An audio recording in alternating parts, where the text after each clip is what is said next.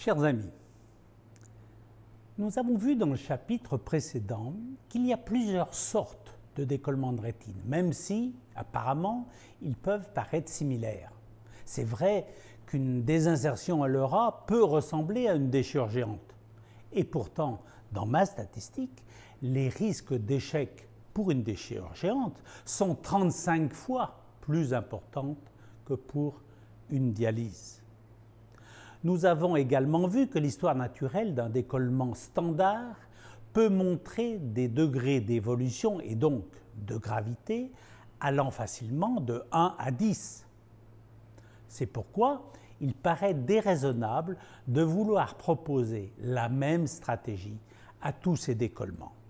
Et d'ailleurs, comme nous l'avons vu dans le premier chapitre, aucune statistique, même la plus sérieuse, n'a montré la supériorité d'une technique chirurgicale systématique et notamment la supériorité de la vitrectomie contre l'indentation, même dans le seul cadre d'un décollement de stade A. Alors, pour essayer d'y voir plus clair, il fallait organiser une très grosse étude, non seulement pour étudier les meilleures stratégies en fonction des différents stades, mais aussi pour étudier l'influence pour chaque stade de différentes variables, qu'elles soient sémiologiques ou techniques. J'ai donc organisé en 2011 le EVRS Retinal Detachment Study, la plus grosse étude multicentrique mondiale jamais faite sur le sujet. 7678 décollements régmatogènes, plus de 11 fois plus de cas que dans le SPR Study, tous de première intention, de stade 0, A, B et C1, ont été adressés par 180 chirurgiens de 48 pays. Ce nombre de cas, de pays, de médecins, travaillant en public ou en privé et utilisant des machines différentes, a permis de réduire les biais statistiques, d'autant qu'il ne s'agissait pas d'une étude randomisée. Exemple de biais, les pays. On voit bien que la distribution en PVR des cas recueillis pour des malades opérés en Algérie ou en Malaisie ne reflète pas la réalité. De même, deux médecins d'un même pays, ayant des activités annuelles très comparables, peuvent avoir des recrutements complètement différents, expliquant les différences de gravité des cas envoyés. C'est pourquoi cette étude est si intéressante, car cet énorme nombre de cas permet d'annuler tous ces biais statistiques. Chaque médecin devait renseigner 30 variables différentes. Les data scientists rattachés à l'INSEE ont dû nettoyer ces feuilles pour les rendre interprétables. Ainsi, seulement 18 variables ont finalement pu être étudiées, 7 sur les données sémiologiques, 3 sur les paramètres de vitrectomie, 3 sur des manœuvres endoculaires et 4 sur des procédures externes. 3 niveaux d'échecs ont été individualisés. En rouge, les échecs complets déclarés par le chirurgien. La fonction visuelle est définitivement perdue.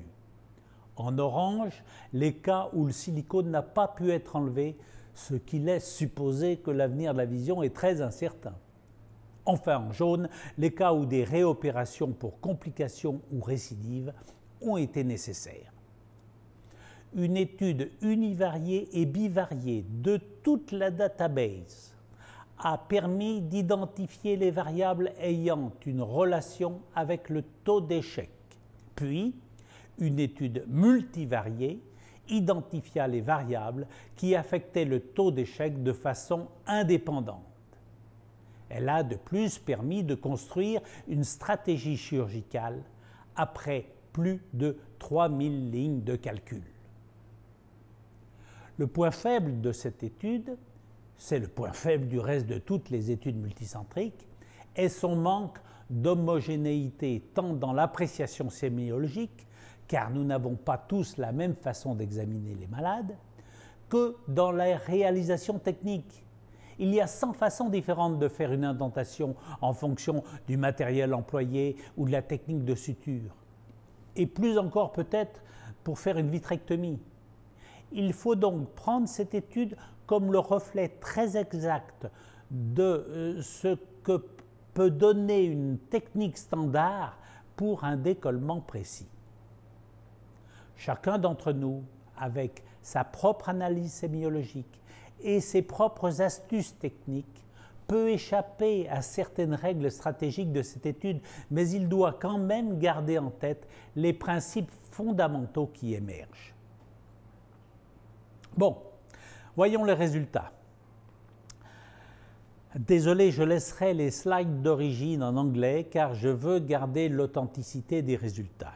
Je vous préviens, ça va être long et peut-être un peu fastidieux, mais les courageux vont découvrir tellement d'enseignements. Et commençons par l'influence des détails cliniques. Et tout d'abord, en fonction de la PVR. Comme on pouvait s'y attendre, plus la PVR est développée, plus élevés sont les échecs, qu'il s'agisse d'échecs complets ou de cas où le silicone n'a pas pu être enlevé. Pour ce qui est des échecs complets, il n'y a pas de différence significative entre les stades 0 et A et entre le stade A et B, mais il y en a entre les stades 0 et B. Le taux de succès après une seule chirurgie atteint 83% pour le stade 0 et descend jusqu'à 63% pour le stade CA. Parmi ces 7678 décollements, des facteurs aggravants ont été retrouvés et leur présence semble aggraver le taux d'échec final. Par exemple, la présence d'une large hypotonie semble entraîner 3 fois plus d'échecs. Le problème est que les cas présentant des facteurs aggravants ont une PVR plus sévère. Par exemple, plus de la moitié des yeux présentant un décollement choroïdien développent une PVR B ou C, alors qu'on ne les retrouve que dans moins d'un tiers des cas normaux. On a donc analysé l'influence de ces facteurs aggravants à chaque stade de PVR. Il est alors apparu que l'hémorragie du vitré n'est pas liée indépendamment au risque d'échec. Par contre, la présence d'une hypotonie et surtout d'un décollement choroïdien qui entraîne 20 fois plus d'échecs au stade 0 et 10 fois plus au stade A et B sont tous les deux des variables indépendamment liées à l'échec. Quand on regroupe ensemble le décollement choroïdien et l'hypotonie, on voit que la différence est significative pour chaque stade de PVR, tant pour l'échec complet, sauf pour le stade A, que pour la persistance de silicone, quel que soit le stade. L'analyse multivariée a confirmé que l'hypotonie et le décollement choroïdien sont des variables indépendantes liées à l'échec. Ce résultat objective le travail au laser self-flare dont je vous ai parlé au chapitre précédent, renforçant l'idée qu'on avait tous plus ou moins en tête que l'hypotonie est un facteur de mauvais pronostic, mais qu'on avait peut-être un peu oublié. Si l'on revient maintenant à la PVR en excluant l'impact du décollement choroïdien et de l'hypotonie, on garde cette corrélation entre le stade et l'échec, surtout pour le stade C1, et l'étude multivariée a désigné comme variable indépendamment liée à l'échec le stade C1. Voyons maintenant si le statut cristallinien a un impact sur le taux d'échec. A priori, quand on regarde la distribution selon le type de déchirure, chez les yeux FAC, pseudo-FAC ou AFAC, la même proportion et le même nombre de déchirures sont retrouvés. Par contre, chez la FAC, on a plus de quadrants détachés que chez le pseudo-FAC, chez qui on a plus de cadrans détachés que chez le FAC. De même, les AFAC ont plus de cas sévères que les pseudo-FAC, qui ont eux-mêmes plus de cas sévères que les FAC. Donc, si l'on regarde les choses en fonction du stade de PVR et en excluant l'impact de l'hypotonie et du décollement choroïdien, on voit qu'il n'y a pas de différence significative quant au taux d'échec total. Certes, chez le pseudophaque, il reste un peu plus d'yeux où le silicone n'a pas pu être enlevé, mais cela est lié à ce que beaucoup plus de vitrectomies sont pratiquées chez le pseudophaque, donc plus de silicone injecté. Mais au total, l'étude uni- ou bivariée ainsi que la régression logistique multivariée ont montré que le statut cristallinien n'est pas une variable indépendante expliquant l'échec.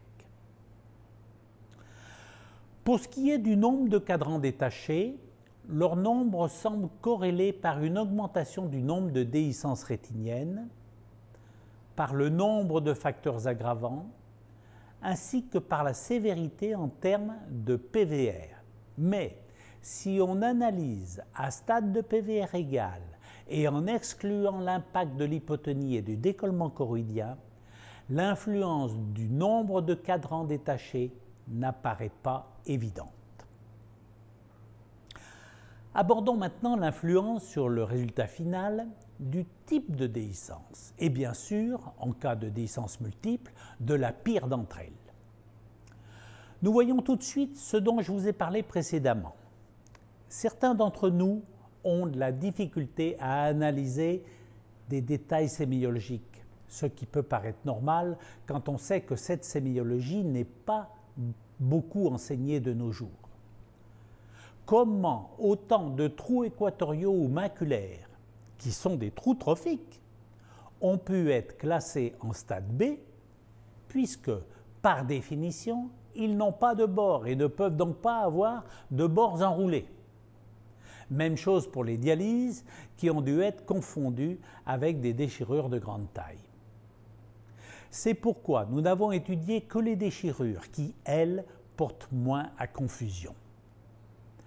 La corrélation avec les échecs semble évidente. Cependant, vu le nombre de déchirures géantes, 280 seulement, et pour obtenir une meilleure force statistique, nous avons regroupé les grandes déchirures et les déchirures géantes. Ainsi, pour un stade constant de PVR et après élimination de l'impact des facteurs aggravants, on peut constater, surtout pour les stades B et C1, que le taux d'échec est statistiquement supérieur pour les grandes déchirures. L'analyse multivariée a confirmé que la déchirure de grande taille est une variable indépendante expliquant l'échec. Là aussi, confirmation de la corrélation entre la taille de la déchirure et la rupture de la barrière hémato-oculaire retrouvée au laser self-flare-metteur. Quant au nombre de déchirures, si l'on considère des déchirures de taille normale, aucun lien n'a pu être mis en évidence. Le nombre de déchirures n'a donc pas pu être individualisé comme variable indépendante corrélée à l'échec. Au total donc, l'étude multivariée a permis d'individualiser 4 variables indépendamment liées à l'échec. Hélas, certains détails comme la dilatation pupillaire, le trouble vitréen ou le statut de la hyaloïde postérieure n'ont pas pu être analysés. Mais c'est quand même la première fois que des variables cliniques sont montrées comme influençant de façon statistiquement significative le risque d'échec. Et passons maintenant aux manœuvres chirurgicales et tout d'abord les manœuvres externes. Vous avez ici, en fonction des stades, les échecs entraînés par une indentation seule, sans vitrectomie associée. Une indentation isolée apparaît comme étant très appropriée pour les stades 0 et A, pour lesquels on a un taux d'échec total respectivement de 0,5 et 1%. Par contre, pour les stades CA, un taux d'échec de 13% semble démontrer que l'indentation isolée, sans vitrectomie, n'est probablement pas la procédure adaptée à ce stade. En l'absence de vitrectomie, il semble qu'une rétinopexie par cryothérapie donne de meilleurs résultats qu'une photocoagulation transpupillaire et qu'un drainage externe diminue le nombre d'échecs. Mais les résultats ne sont pas statistiquement significatifs. Et passons maintenant à l'influence des paramètres de la machine à vitrectomie. Je ne parlerai pas trop des gauges car à l'époque de l'étude, le 27 gauge n'existait pas et le 25 gauge commençait à peine. Mais il y avait déjà par contre un quart des procédures faites en contrôle du débit d'aspiration et 3/4 avec une pompe Venturi. À première vue, il apparaît que les cas traités par des machines équipées d'un contrôle du débit d'aspiration entraînent statistiquement moins d'échecs que les machines équipées d'une pompe Venturi, tant pour les échecs complets que pour les cas où le silicone n'a pas pu être enlevé. On voit que cette différence ne peut pas être due à une différence en sévérité des cas respectifs, même après avoir enlevé l'impact des facteurs aggravants. Et si l'on compare stade par stade, la différence persiste aussi bien en 20 gauges qu'en 23 gauges. Une étude multivariée, prenant en compte les détails sémiologiques, les paramètres de vitrectomie et certaines manœuvres chirurgicales, a montré que l'usage d'une pompe Venturi était responsable de 2,9 fois plus d'échecs complets avec une force statistique importante, P égale 0,006. Cette découverte est énorme à 2 points de vue. D'abord parce que c'est la première fois qu'une étude prend en compte les paramètres d'un matériel chirurgical, ce qui témoigne de son indépendance par rapport à l'industrie, mais aussi imaginez l'effort qu'il vous faudra accomplir pour obtenir 3 fois moins d'yeux perdus, 3 fois moins d'échecs. Supposons que vous avez, disons, 12% d'échecs dans vos décollements de première intention. Combien d'efforts vous faudra-t-il déployer pour descendre à 4%? Eh bien, un simple changement de machine vous permettra de faire ce saut immédiatement.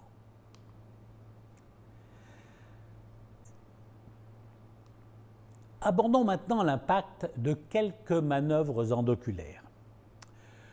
Pour les PVRB ou C1, le pelage de la hyaloïde postérieure réduit le nombre d'échecs de façon statistiquement significative. Pour la PVRC1, en excluant les facteurs aggravants, le fait de pratiquer une rétinotomie augmente les échecs de façon statistiquement significative.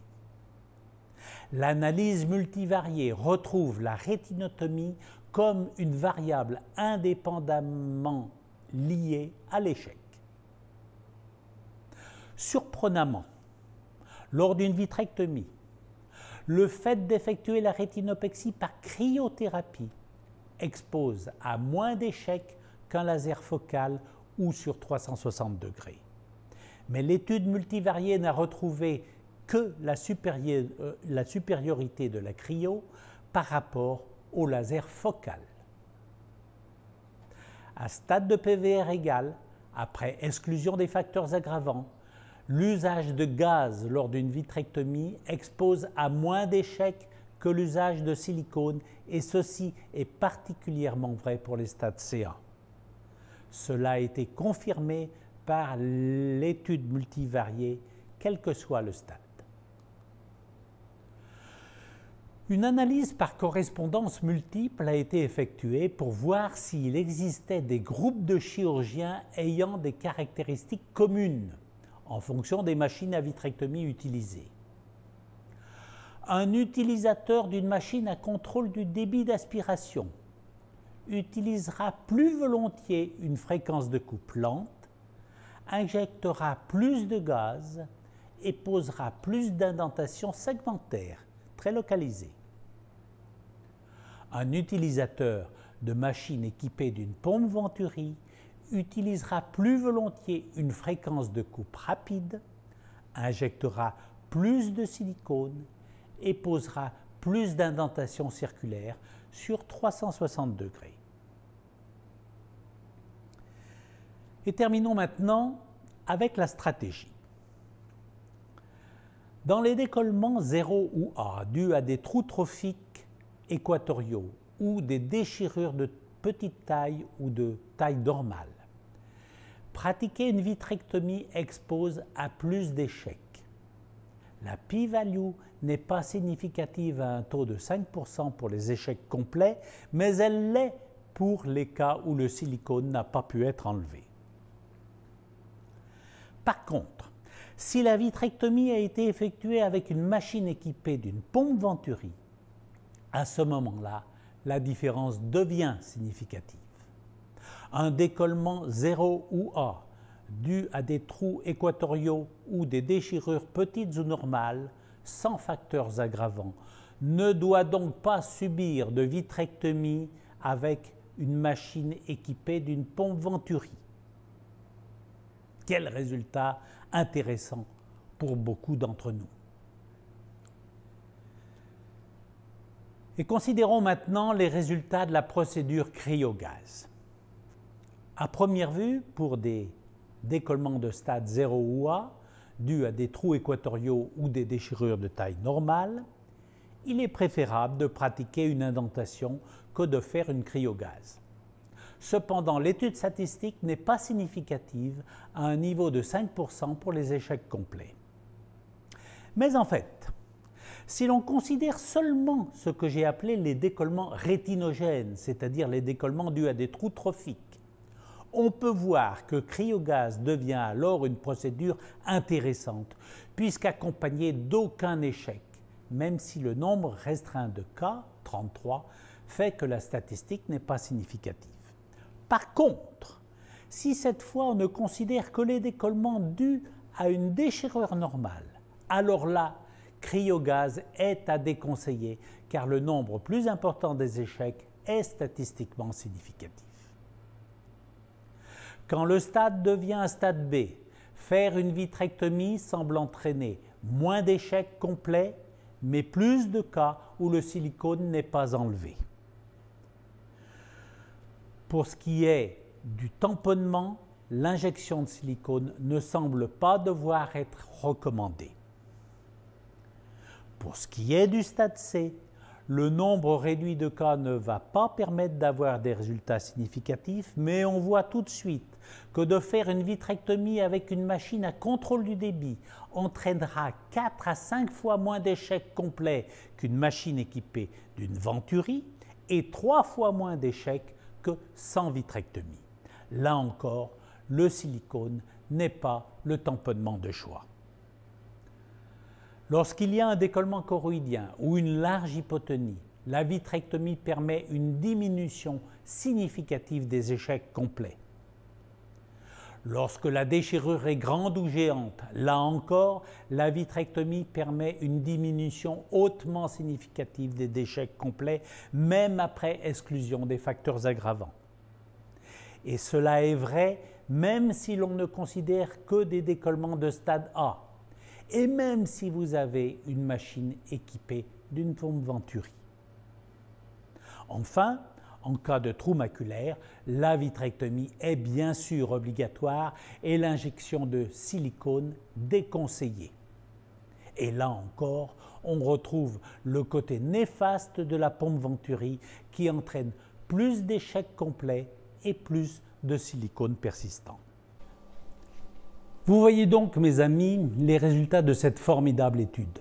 C'est près de 8000 cas envoyés par ces 180 médecins de 48 pays qui ont accepté de remplir cet énorme questionnaire, ont permis pour la première fois au monde un arbre décisionnel bien utile, au moins pour les débutants ou les chirurgiens en mal de repère. Comme vous le voyez, la stratégie chirurgicale doit être adaptée à la sémiologie. Dans l'immense majorité des stades 0 ou A, effectuer une vitrectomie systématique va conduire à un nombre d'échecs bien supérieur que celui qui sera obtenu par une simple indentation. On a donc là une réponse formelle à mon plaidoyer contre une stratégie systématique, et notamment contre une vitrectomie systématique. Il faut savoir opérer un décollement avec une technique adaptée à chaque cas et il faut donc savoir faire une indentation, et notamment pour les stades 0 ou A, où la déchirure n'est ni postérieure ni grande. Il est d'ailleurs surprenant de constater que toutes ces indications où l'on ne doit statistiquement pas faire de vitrectomie sont ces cas où le laser self-flare émetteur révèle un taux de flair inférieur à 15 et un taux de cellules inférieur à 5. Comme si une rupture avérée de la barrière hémato-oculaire était le meilleur symptôme incitant à une vitrectomie. C'est le cas pour les décollements choroïdiens et les hypotonies majeures, les déchirures de grande taille ou géante, les déchirures paravasculaires, les stades B et C, et comme on l'a vu dans le chapitre précédent, 12% des stades A marqués par une rupture inexpliquée de la barrière hémato-oculaire où une vitrectomie pourrait permettre d'éviter 40% de récidives. Une des limites de ce IVRS hardiste, comme je vous l'ai dit, est son manque d'homogénéité dans la réalisation de certains gestes et dans l'appréciation de certains détails sémiologiques. Par ailleurs, il ne prend pas en compte certains détails comme le trou vitrien, le pli rétinien circonférentiel ou la position de la hyaloïde postérieure, ce qui permettrait d'affiner encore la stratégie. Nous allons donc essayer de pallier ces insuffisances en allant plus loin, en analysant dans un premier temps comment repérer et diagnostiquer ces détails sémiologiques si importants. Dans un deuxième temps, nous verrons quelles sont les armes thérapeutiques et leurs rôles respectifs à notre disposition qui permettent de s'opposer à ces détails sémiologiques. Puis nous verrons comment faire en sorte que ces rôles thérapeutiques puissent s'exercer correctement, c'est-à-dire comment réaliser ces gestes chirurgicaux avec le moins de complications possibles. Enfin, je vous donnerai ma stratégie chirurgicale basée sur tout ce qu'on aura vu et appuyée par cette statistique personnelle dont je vous ai parlé, qui montre que l'on peut encore améliorer les résultats du IVRS hardiste qui ne prend pas en compte tout ce perfectionnement sémiologique et chirurgical.